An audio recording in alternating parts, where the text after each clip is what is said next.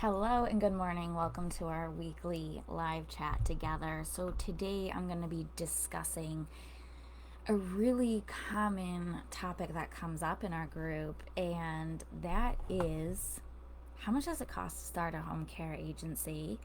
And are there any grants or funding resources available? So I'm really excited to talk with you about this topic because really, when we really peel it back, this is step one, isn't it? Trying to figure out how much this is going to cost. Can I afford it? So I'm going to go ahead and jump into this, but before I do, I want to introduce myself real quick. My name is Bethany. I'm the creator of this space in the home care agency startup academy, where we help people like you who are maybe just starting out your agency, or maybe you started but you stopped for whatever reason. Overwhelm is one of them. That's why I had to stop 13 years ago. Or maybe you have an agency going, but you're like, ooh, I need some documents, I need some policies and procedures, I want to learn how to go to the next level, right? So that's what we do at the Home Care Agency Startup Academy with our programs and our mentorship. Okay, now let's go ahead and get into this. So I did some research. I don't totally agree with the research, but I'm going to give it to you, and then I'm going to give you what I really think, okay? And what I think is possible. Good morning, Giorgio. How are you? Okay. So, average costs for starting a home care agency. A low end estimate is $40,000. A high end estimate is $100,000. I don't agree with this at all. I don't agree with this research whatsoever. And the only reason why I'm sharing it is because as you're researching and trying to figure this out, if you see these numbers, you're going to go, how am I going to do this, right? How am I going to start an agency when it costs as much as like a new car? I mean, I don't know. This is just crazy, right? All right. So I don't believe that whatsoever. And I'm going to explain to you why I don't believe that, and let you know what it really does cost, okay? So, some of the major components with the cost to starting a home care agency, and this of course varies by state, but it's going to be your business registration, the home care licensing, and required certifications. So this can be anywhere from, what have we seen, $25 all the way up to $1,500 when we talk about the licensing fee. Then you've also got to pay for things like your LLC. That can be $100, that can be $50. So again, it varies by state. But I don't think the licensing and all of that is going to, no matter what state you're in, it's not going to be more than $2,000. There's no way. There's no way it's going to be more than that. Okay, so we have $2,000. The next thing, Giorgio says he's seen $7,000, and that's why he wanted to hear from me. Okay, yes. The next thing is going to be your insurance. Okay, so with your insurance, you're going to have general liability, workman's comp. If you have employees, some of your states allow you to have subcontractors, in which case you wouldn't need workers' comp, and professional liability. So the good news with that is most of your states are not going to require that you have that when you submit your application. If they do require that you have it, it's not a huge amount up front. It might be $100 or $150 a month. You break your payments out monthly. You don't pay it all at once. I like to send people, if you don't have a local insurance company you work with, I always send people to CM and the ampersand F group. CM and F group. They're online. You can get a quote with them in like 10 minutes. And what I have seen for people in this space is it might be like $100 to $150 a month. So That's the insurance piece, okay? Then your office space. So, and this is all very dependent. If you're going to operate out of your home, which several states do allow this, that you can operate out of your home with, of course, there's some restrictions and requirements around that. They like you to have a separate entrance to the space. They want you to have separation when possible, okay? So if you're operating out of your home, then your office space is not, like, let's just call that zero, right? $0. If you need to get an off-site office space, what several people do very successfully, instead of going and getting a whole office suite, maybe that's not something in your budget. There's so many now.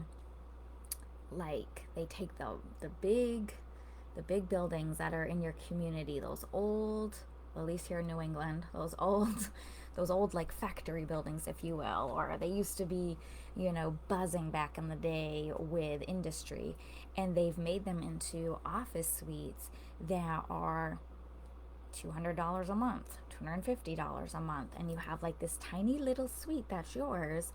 But oftentimes, what they provide in those is a huge conference room that you can sign up to use. And so you could use that for things like your orientation, for your staff meetings, right? But you'd have your own office suite. So another affordable option to our third costs here, which is having an office space. Okay. And then marketing and branding, they're saying that can cost, in my research, between $2,000 and $10,000. I don't buy that.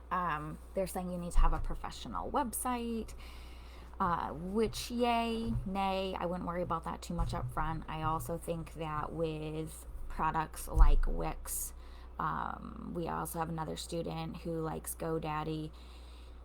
It is super easy and intuitive to just like click and make your own website. My dog's pushing me out of my chair. Let's share space. Okay. All right. So I wouldn't worry too much about the website design and please don't spend thousands of dollars on that, because I don't think you need to. Like, if cost is something you're focused on, please don't put your dollars there. Your flyers, yes, you're going to have to print off flyers. You're going to have to design flyers, right? Then they talk about like Google ads and things of that nature.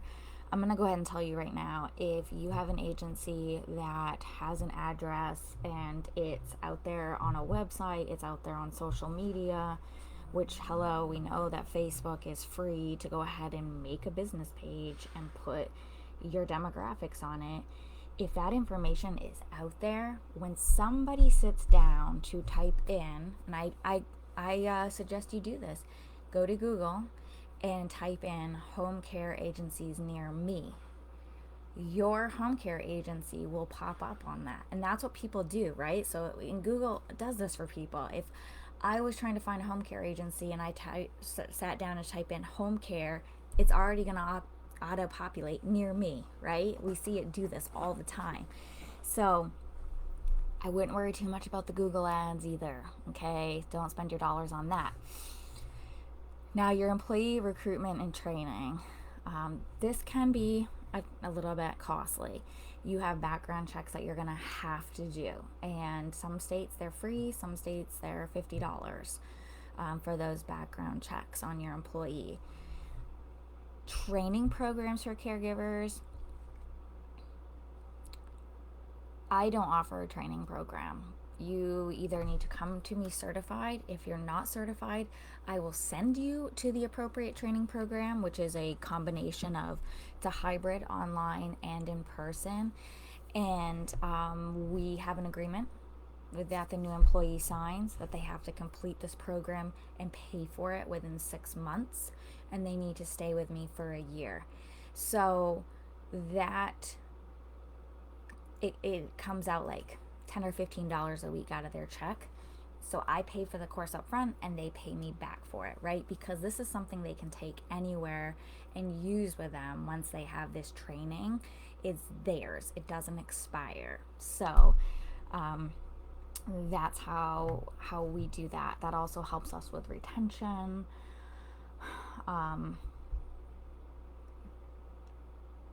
Something else I wanted to add to that, but it escaped me. So don't, with the training programs, there's options there as well. Like, you don't have to pay for that. Technology and software, that can get a little pricey. They're saying here $1,000 to $5,000 annually. I would probably lean on the side of 1,000 or so on that. And that's going to be for your caregivers to clock in and clock out, record their care tasks, right? And especially if you're contracting with Medicaid, you're going to have a software program that does electronic visit verification. If you're just going to do private pay to start, just use a paper timesheet, right? Make it simple. You don't have to do electronic visit verification when you have just private pay clients. You just need some form of documentation that the caregiver was there, what time they were there, when they left, and also the care tasks that were performed, and a signature from the caregiver and from the client. Okay, so you can literally start that with a sheet of paper and don't worry about that software cost. Office supplies and equipment, so they're saying that's going to be between $500 and $2,000. So that's going to be your computer, your printer, and your phone. I don't think that's accurate. I don't think that's going to cost that much, right? You can always start this with just using your cell phone that you already have. You don't have to go out and get a whole business line, all right? You do not have to do that. That can come down the road. That should come down the road, right? Definitely. Okay, and then number 8, the last one here, they're saying an emergency fund of $5,000 to $10,000. I do think it's a good idea to have a cushion. I do think to have something in place, because let's say you're VA contracted, you're Medicaid funded, and you're counting on that money coming in to make payroll, and for some reason they have a glitch. And I've experienced those glitches, not with the VA, but with Medicaid. Absolutely. So let's say there's a glitch and they don't pay. How are you going to pay your staff, right? So I do think having that emergency fund is important.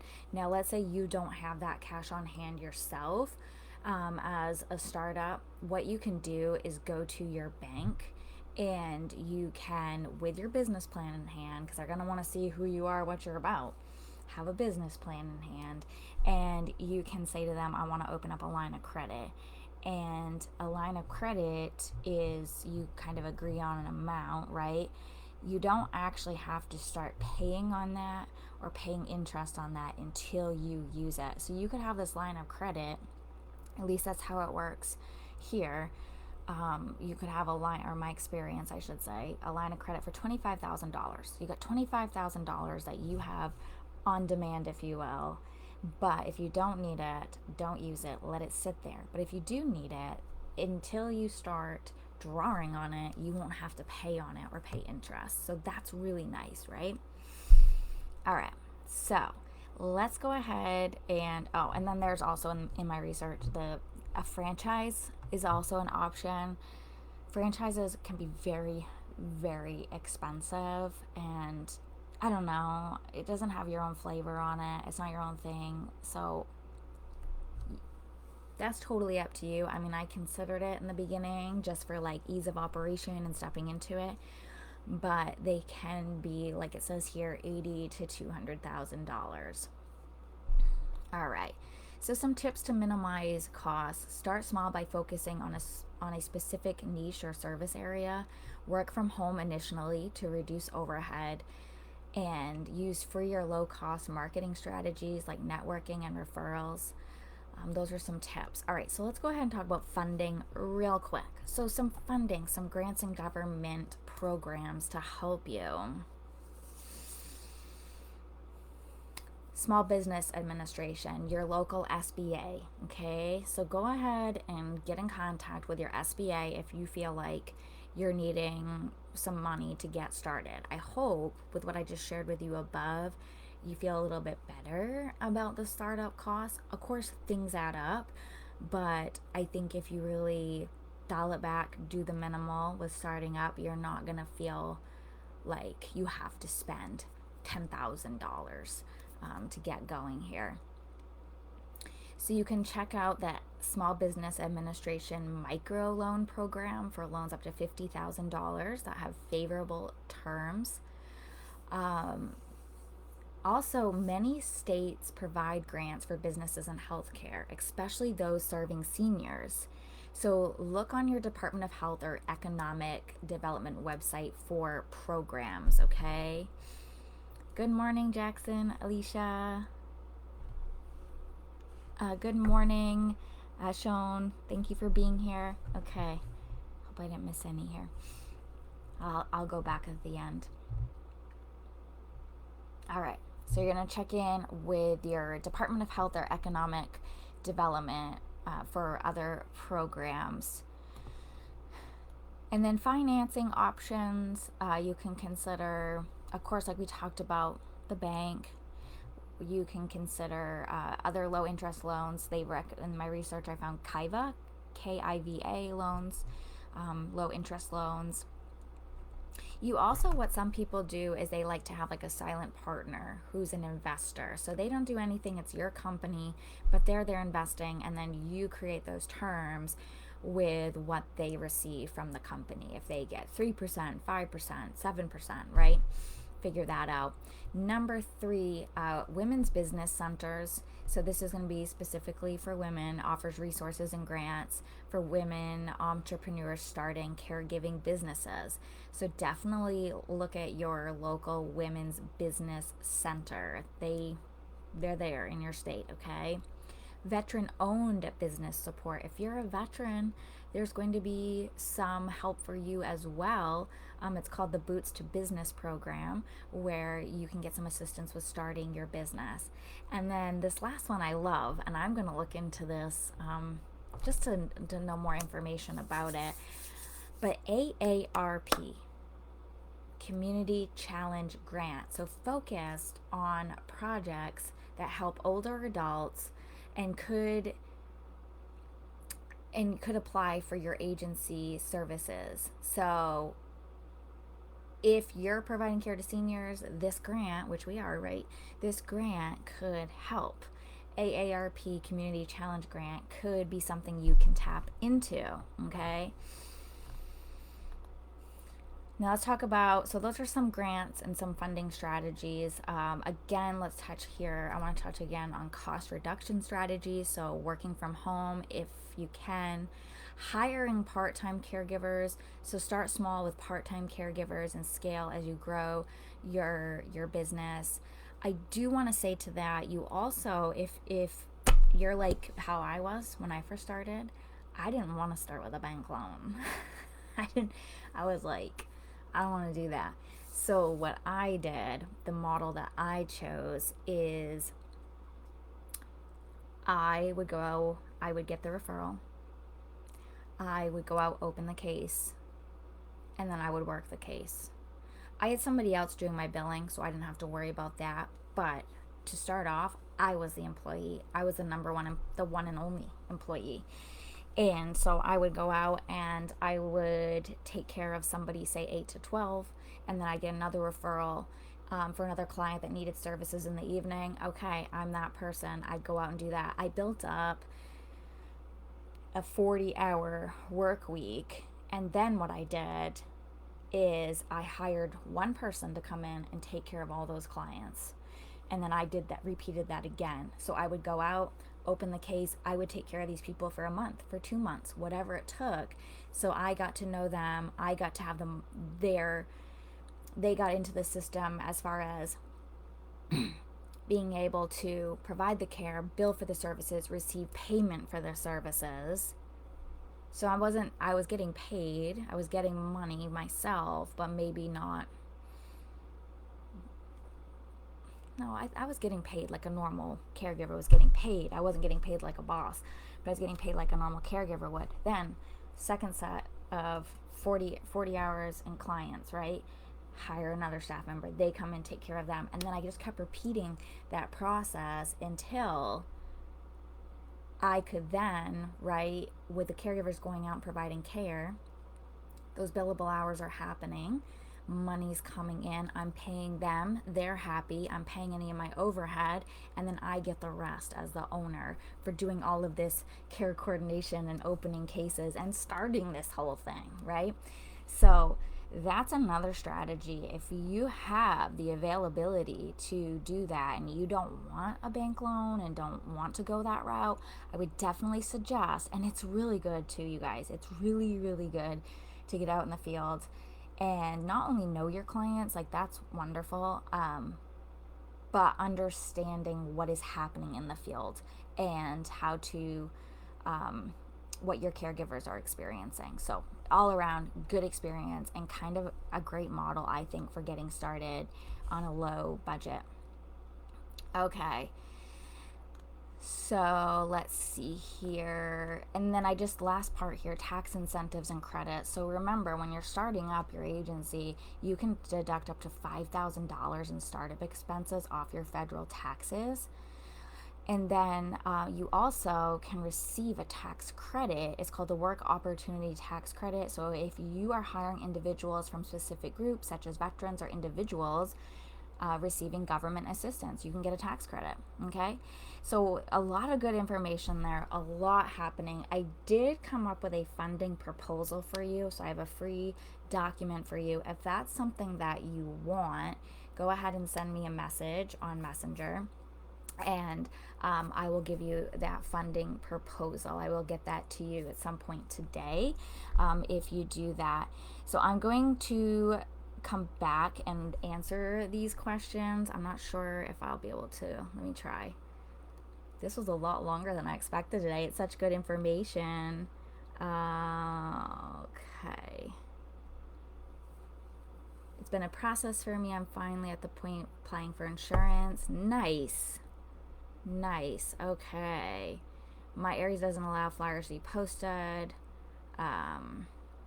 So I would be posting flyers at doctor's offices, rehab centers, things of that nature, those specific places, your senior center, adult day programs. That's where I would be bringing my flyers.